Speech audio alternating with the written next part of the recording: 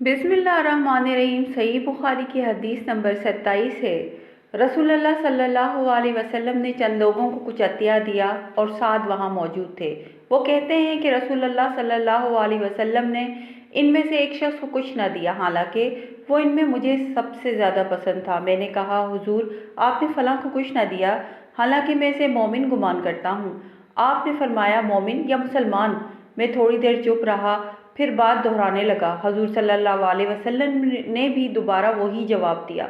फिर आप सल्लल्लाहु अलैहि वसल्लम ने फरमाया कि ए साद, बावजूद ये है कि एक शख्स मुझे ज़्यादा अजीज़ है, फिर भी मैं इसे नज़रअंदाज कर किसी और दूसरे को इसकी खौफ की वजह से ये माल दे देता हूँ कि वो अपनी कमज़ोरी की वजह से इस्लाम से फिर जाए और अल्लाह इसे आग में ऊंधा डाल दे। इस हदीस को यूनुस, सालेह, मोअम्मर और ज़हरी के भतीजे अब्दुल्ला ने ज़हरी से रिवायत किया है।